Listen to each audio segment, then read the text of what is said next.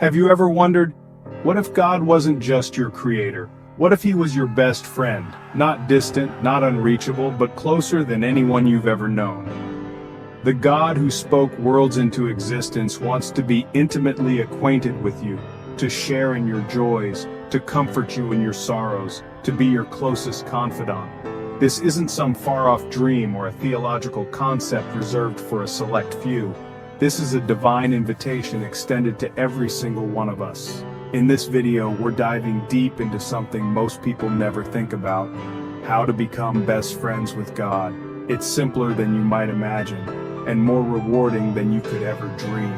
So, if you're ready to explore this incredible possibility, to understand how to cultivate a friendship that is deeper, stronger, and more fulfilling than any other, then you're in the right place. Let's begin this journey together and discover the joy of walking hand in hand with God. Friends, let's get real for a second.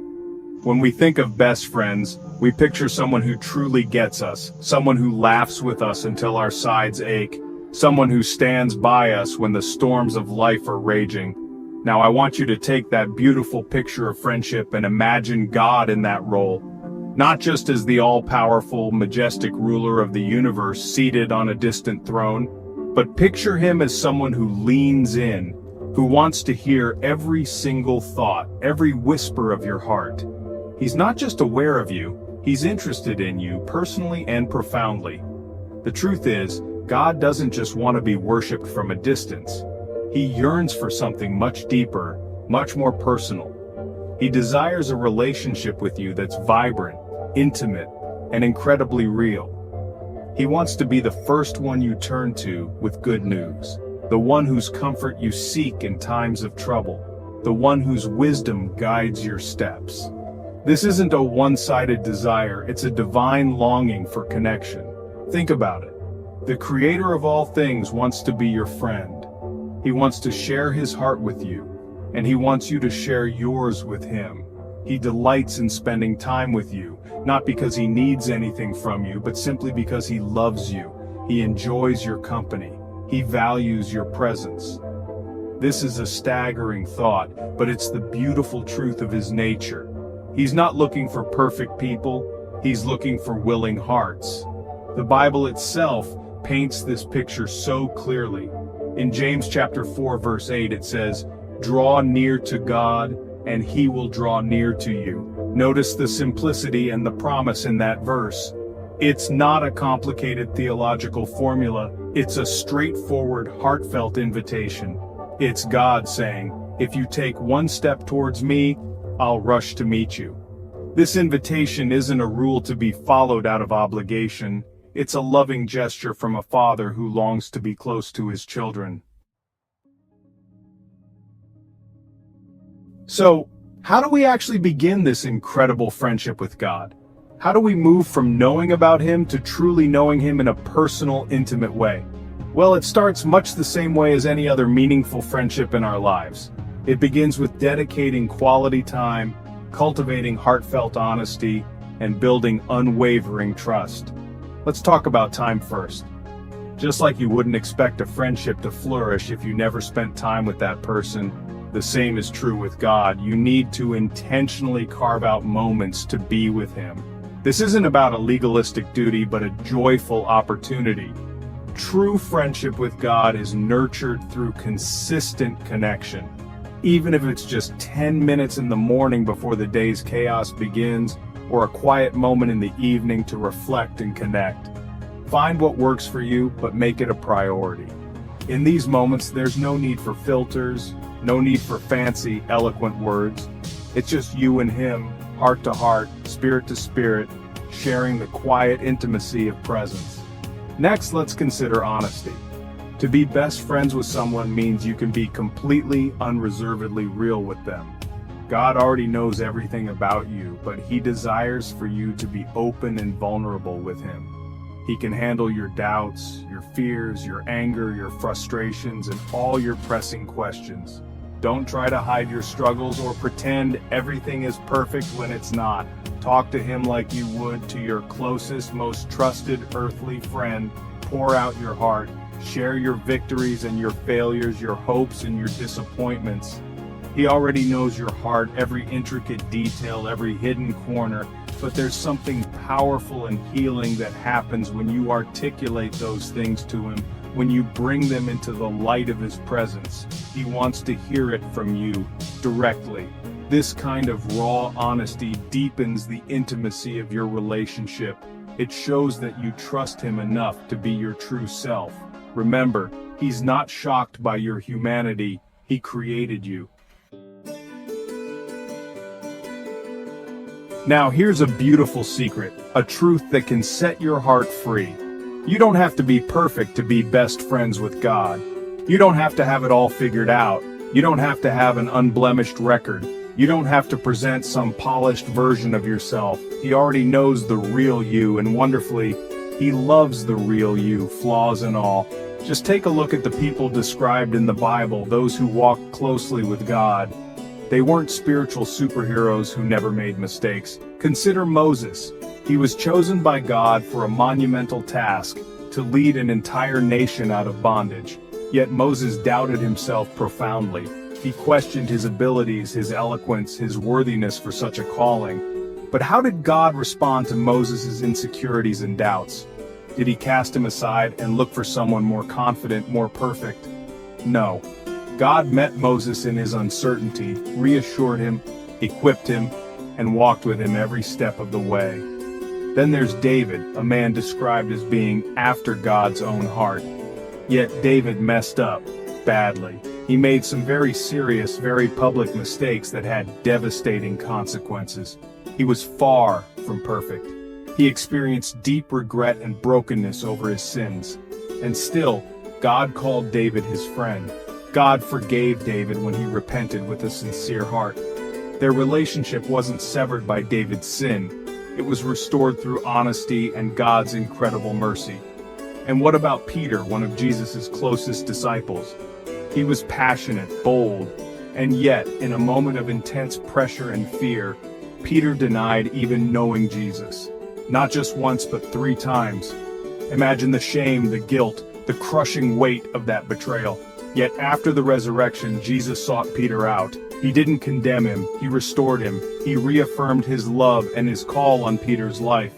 God didn't give up on Peter, and Peter, through his tears and repentance, didn't give up on God. Their friendship was renewed and became even stronger, a testament to God's unwavering grace and Peter's willingness to receive it. All right, let's get really practical now.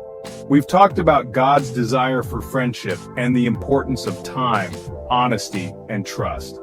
But how do we weave this into the fabric of our busy, everyday lives? Here are 3 simple, actionable ways you can begin to grow your friendship with God, starting today, right where you are. First, talk to him like you mean it. This might sound obvious, but it's foundational. Prayer isn't just about reciting memorized words or making formal petitions, though those have their place. True friendly conversation with God is often spontaneous, heartfelt, and real. It doesn't have to be fancy or eloquent.